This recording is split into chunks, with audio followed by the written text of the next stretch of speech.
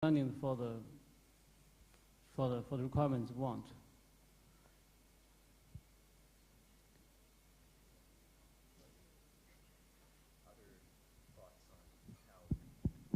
Other thoughts on how countries that are currently stuck with very tiny upstream slivers of value chains might be able to capture more of the global value added?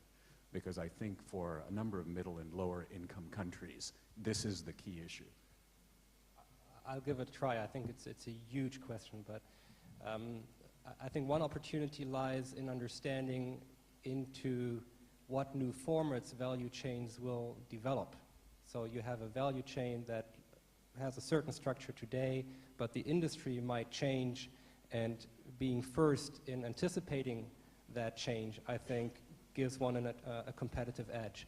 The second thing that I'd like to add is I think there's one huge opportunity with regard to these new technologies emerging for developing countries, and that is that a lot of the developed countries have assets with a very long lifetime based on the old technologies. So as many developing countries now build up their infrastructure, they're free to invest into new technologies that will give them a competitive edge. But I think they have to make that decision to use the new technologies and not the old ones. Thank you. The Caribbean Agricultural Research Development Institute has been established a long time, and that institute has done a vast amount of studies into their root crops. And I took products made from those root crops into Japan, and the question they kept asking me was, Usain Bolt and the Jamaican team run really fast on these products.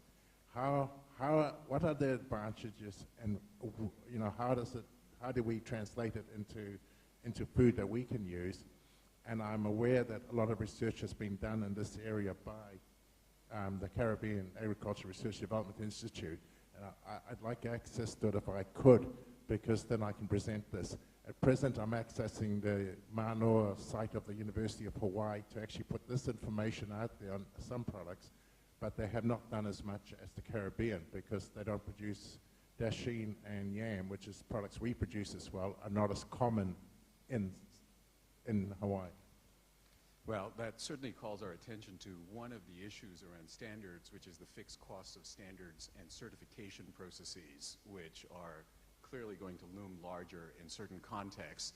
Having talked a fair amount about standards, I'm just wondering, are there any other questions, comments from the audience? I'm making comments on the standards. Voluntary standards and the barriers. Voluntary standards are voluntary to those who subscribe to it, but they could become barriers to those who are not part of that. If you have to meet those requirements, then that can become a barrier. So the two positions are conjoined.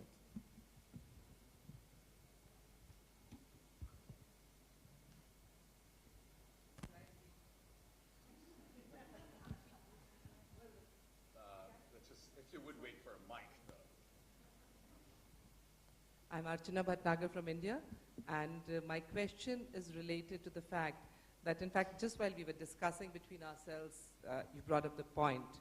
We're talking of a very valid point about developing countries using new technologies for developing infrastructure. Now, this is in question with green buildings, LEED certifications, and many other certifications for products and services. What we find is that Europe or US have certain certifications where they are certifying the products and services in the form of green seal or something like that. Now what happens is that when developing countries are manufacturing such products and services, there is no platform for certification. For green seal certification is not effective out of that. So why can't we develop a global standard for certifications, which I think is very much the need of the hour, which could be a common guiding line or structured for all countries across. And I think my country, at least I'm working personally on this with the Bureau of Indian Standards, and we need to take this up very seriously. That starts a discussion along the lines that I discussed with the panelists in terms of trying to figure out what the key priorities from the perspective of all of you might be for the ITC, the WTO, and UNCTAD going forward. One theme that we've heard a great deal about over the last 2 days is, in fact, this point that Archana just made about standards. But I'm curious, in the interest of, after thanking our hosts, giving them some further homework, trying to figure out, okay, at the end of these 2 days, if you had to pick 1 or 2 initiatives that it would really be worthwhile to pursue, what would you emphasize?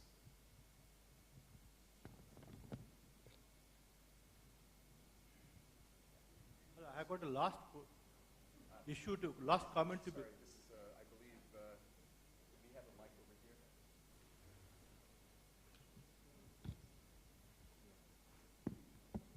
Only one mic.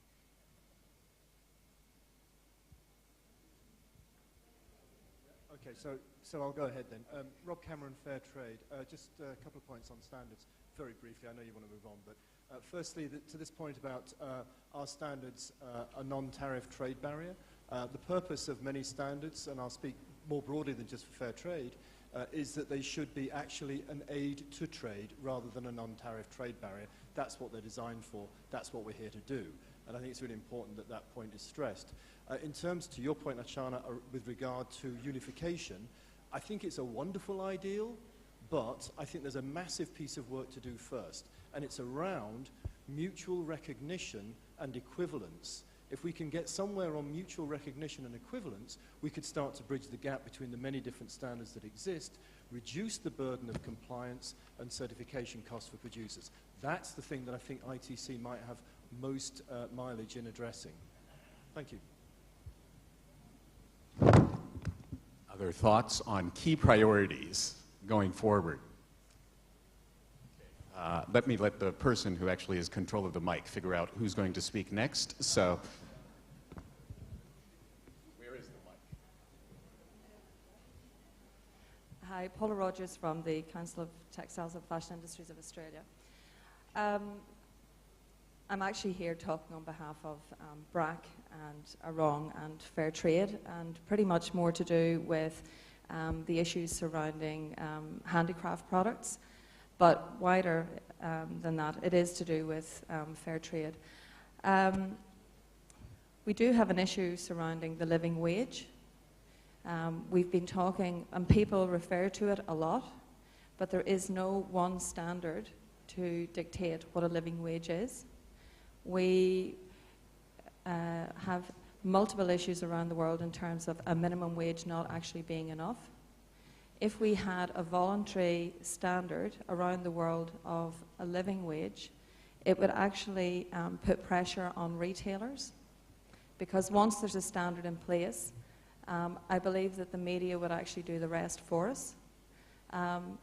It's not that they would implement that living wage straight away, but I'm quite convinced that they would put a stepped mechanism in place to be able to meet it over time. And I think this would really actually propel ethical trade, not only from a fair trade perspective, but also from a conventional trade perspective as well. Thank you.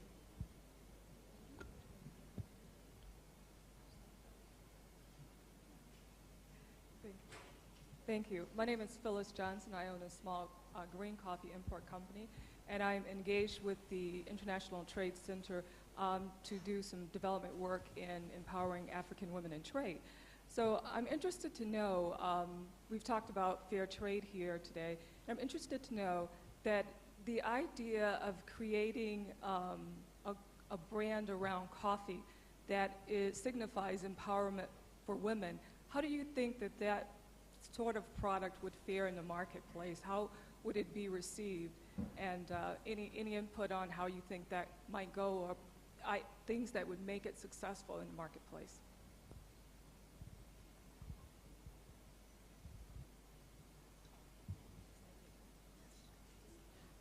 Is a question directed to coffee as commodity?